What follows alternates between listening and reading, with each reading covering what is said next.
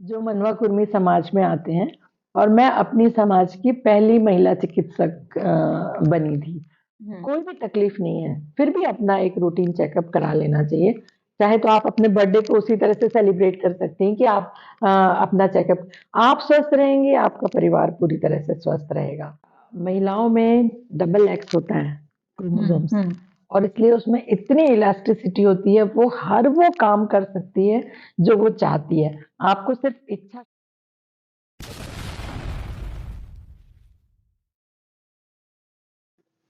नमस्कार, मैं हूँ अर्चना और आप देख रहे हैं हमारा कार्यक्रम हम ओजस्विनी।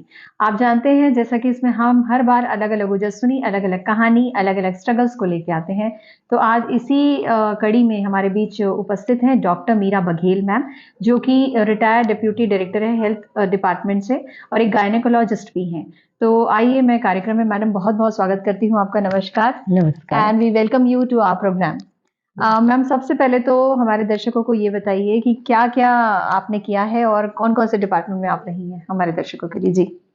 अ, सन 1981 में पास होने के बाद मैंने एक उस समय पोस्ट होती थी WAS करके, उस पोस्ट में मैंने बस्तर जगदलपुर में जॉइन किया।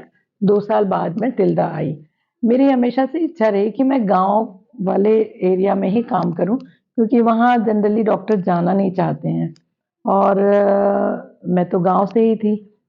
तो मेरी नौकरी का अधिकांशतः समय गाँव में ही बीता है, गाँव के अस्पतालों में ही काम करके बीता है और तिल्दा के पास एक हथबन नाम की जगह है, उन दोनों जगह में ही मैंने मुख्यतः काम किया है और वहाँ काम करके मुझे बहुत, बहुत अच्छा लगता था।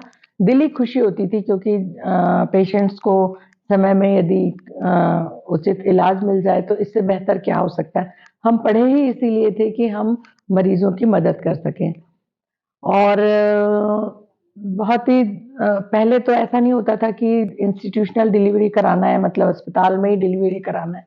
पहले घर में डिलीवरीज़ हुआ करती थी, प्रसव हुआ करता था। बहुत सी माताएँ मर जाती थीं, बहुत से बच्चे मर जाते थे। फिर गवर्नमेंट ने इंस्टीट्यूशनल डिलीवरी को ज़रूरी बताया और उस समय यदि डॉक्टर ना मिले तो मरीज़ फिर से भटकने लगते थे। तो मुझे बहुत अच्छा लगा था जब मैं गाँव में काम करती थी। लेकिन घरेलू परिस्थिति देखते हुए 2013 में मुझे रायपुर आना पड़ा और रायपुर में मैं स्टेट का एक ट्रेनिंग सेंटर था, मेरी पोस्टिंग वहाँ पे हुई। उन दिनों ट्रेनिंग सेंटर में भी कोई ख़ास काम नहीं होता था और मुझे जब मेरी पोस्टिंग वहाँ पे हुई तो खाली बैठ के बड़ा खराब लगता था कि कैसे खाली समय बीते। तो ट्रेनिंग पे मैंने विशेष ध्यान दिया और मेरे ऑफ़िसर लोगों का भी बहुत अच्छा सहयोग मिला। जी, मैम आपने बहुत कुछ हेल्थ डिपार्टमेंट में किया और हमने आपका रिज़्यूमे भी पढ़ा कि आप गाँव-गाँव जाके आपने काम किया और बहुत सारी जगह जहाँ फंड्स मिलना अवेलेबल था, जो जेन्युइन लोग हैं जिनको नहीं मिल पाता, उनके लिए भी आपने काम किया। मैम इसके अलावा आप पहली लड़की थी अपने समाज की हाँ। जिसे डॉक्टर बनना अलाउ किया गया। हाँ। और जैसा कि आप सभी जानते हैं कि ये हम ओजस्विनी ऐसा ही कुछ ओज से भरी स्त्रियों को लेके आता है जिनके संघर्ष होते हैं। उस संघर्ष के बारे में हमें कुछ बताइए कि उस मुकाम तक फिर आप कैसे पहुँचे? जी। मैं डॉक्टर खूबचंद बघेल की फैमिली से हूँ, जो मनवा कुर्मी समाज में आते हैं और मैं अपनी समाज की पहली महिला चिकित्सक बनी थी। तो ये भी मेरे लिए एक गौरव की बात थी, समाज के लिए भी एक गौरव की बात थी और इसलिए मुझे चूँकि मेरा समाज किसान समाज है, तो ये भी एक वजह थी कि मैं गाँव में ही काम करना चाहती थी। जी। मैम आमतौर पे लोग लेकिन शहरों में काम करना चाहते हैं। हाँ, हाँ, जी। वही मैंने कहा कि नहीं मेरी इच्छा थी कि मैं ग्रामीण क्षेत्र में ही काम करूँ। बहुत ही आसानी से वहाँ मतलब मरीज़ वहाँ पे इतने सिंपल रहते हैं, इतने भोले-भाले रहते हैं और इतना आपको सम्मान देते हैं। तो मुझे लगता है एक इंसान को अपनी ज़िंदगी में मान-सम्मान सबसे ज़्यादा ज़रूरी होता है और कार्य की संतुष्टि सबसे ज़्यादा ज़रूरी होती है। तो जी। मुझे बहुत संतुष्टि और बहुत मिलती थी। अच्छी बात है मैम क्योंकि गाँव क्षेत्रों में बहुत अच्छे डॉक्टर्स मिलना थोड़ा-सा एक कठिन काम है, तो आपने हाँ, उस क्षेत्र को हाँ। चुना तो ये बहुत ही अच्छी बात है। जी। जैसा मैं बता रही थी हुँ। अर्चना ट्रेनिंग सेंटर में, हुँ। तो वो ट्रेनिंग सेंटर में फिर बहुत तेज़ी से मैंने काम करना शुरू किया और बहुत अच्छी ट्रेनिंग्स फिर वहाँ पे होने लगी। और शायद उस ट्रेनिंग सेंटर में काम को देखते ही हुए ही मुझे जहाँ तक कि 2019 की बात है, मुख्य चिकित्सा एवं स्वास्थ्य अधिकारी पद दिया गया, जो उस समय हमारी सेक्रेटरी थी। जी। उन्होंने फ़ोन करके ही मुझे पूछा, क्या तुम ये संभालना चाहोगी?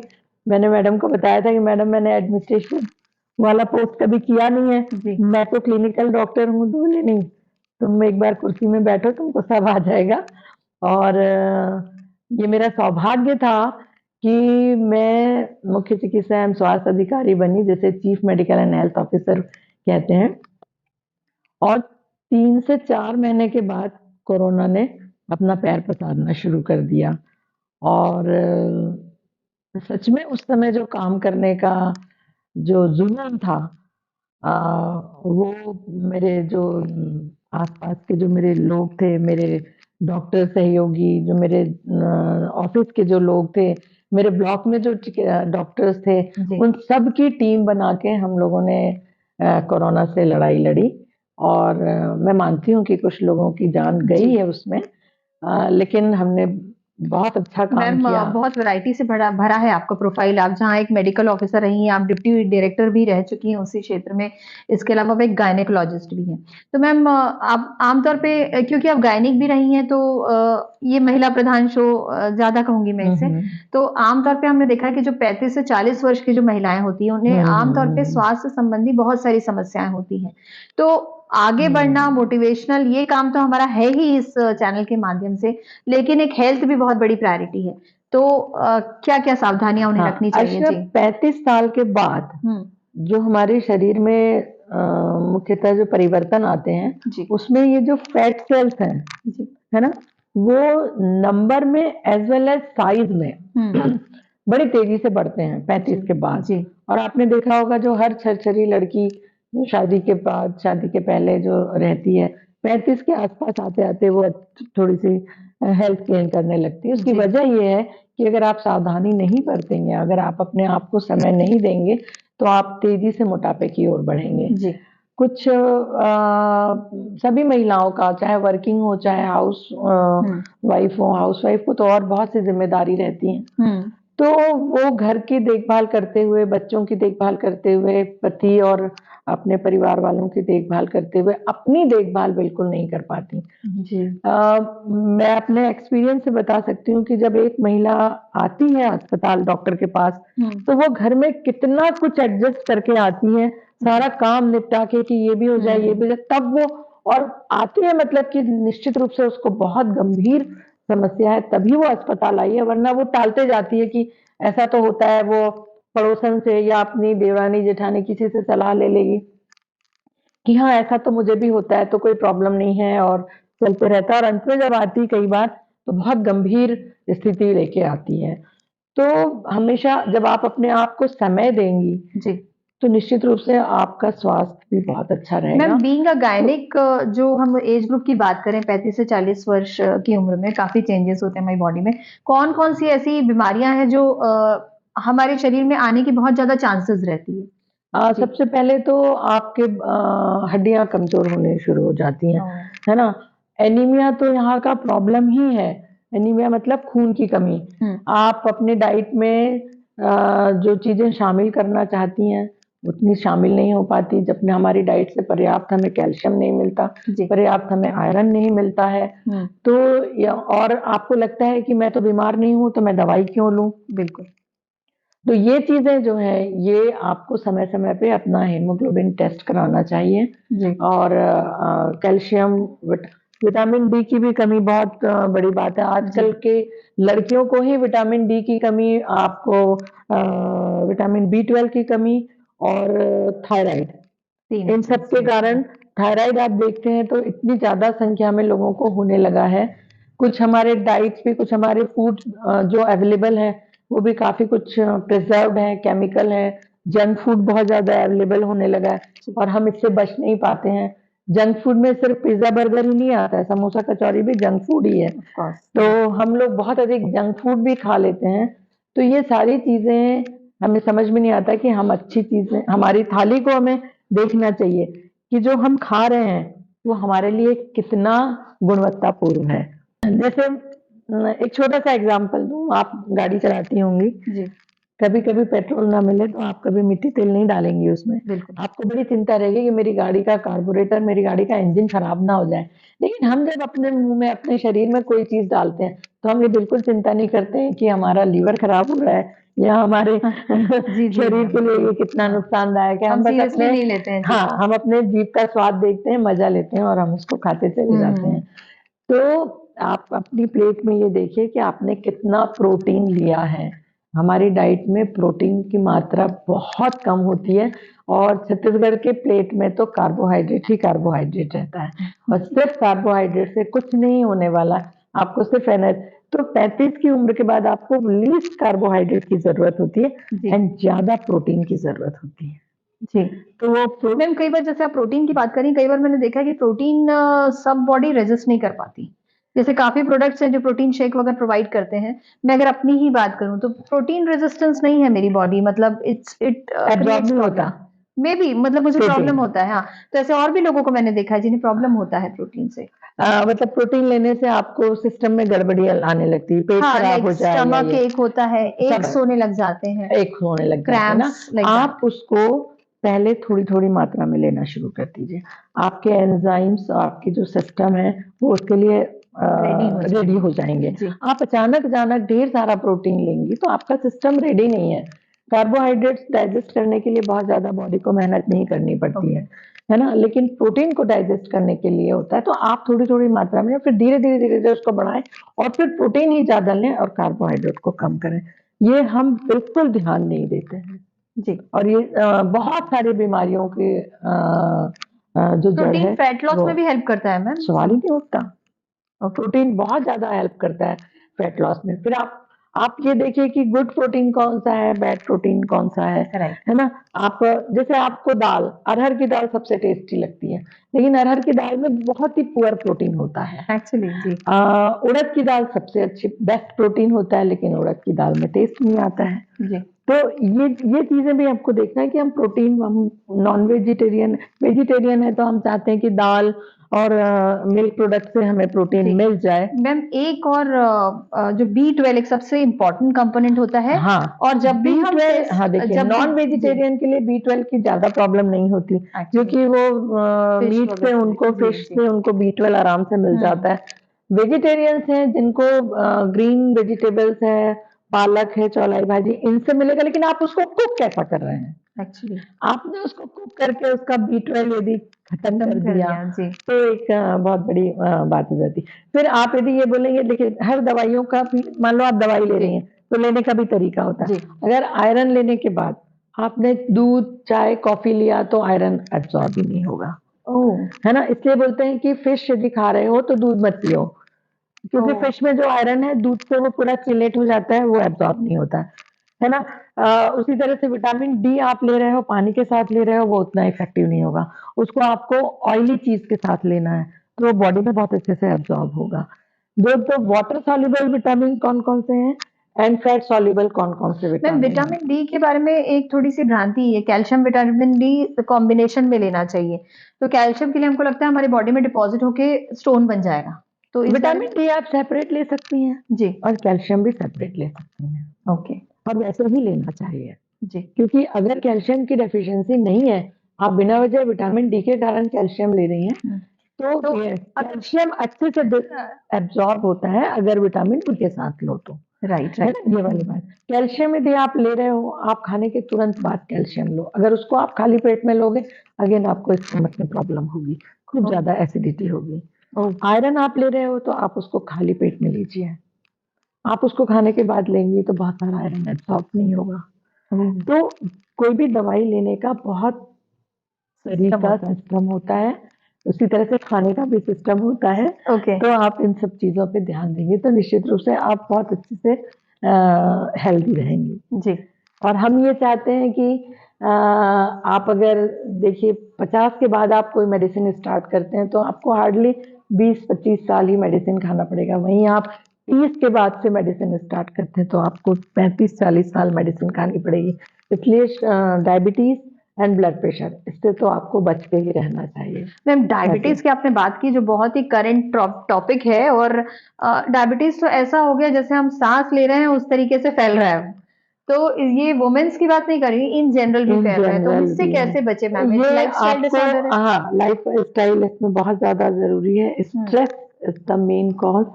ये हम बहुत ज्यादा स्ट्रेस लेते हैं लाइफ में। एंड जब मेडिटेशन की बात आती है तो उसके लिए आपके पास टाइम नहीं होता है। अच्छा। योगा की बात आती है, एक्सरसाइज की बात आती है तो उसके लिए आपके पास टाइम नहीं होता। एक मॉर्निंग वॉक इतनी सारी बीमारियों को बचाता है, लेकिन लोग बोलते हैं कि सुबह सुबह हमारे पास टाइम ही नहीं रहता है। राइट। हमारी बॉडी भी, सोशल मीडिया। हाँ, इस वातावरण में भी आप वॉक करेंगे दोपहर में या रात में वॉक करेंगे, वो उतना फायदेमंद नहीं रहता जितना आप मॉर्निंग में करेंगे, क्योंकि बहुत अच्छी ऑक्सीजन आपको उस समय आपकी बॉडी को मिलती है। एग्जैक्टली। है ना। और आप अभी देख ही रहे हैं कि हम कितना प्रदूषण फैला रहे हैं, हम खुद भी कितना प्रदूषण आजू बाजू में फैला रहे हैं। तो अंत में तो अभी तो ये भी आ गया ना कि आप पानी और खाना खा रहे हैं उसमें आपके प्लास्टिक मौजूद है। तो इस बात पे भी ध्यान देना चाहिए कि आप आने वाली पीढ़ी के लिए क्या छोड़ रहे हैं। Right right.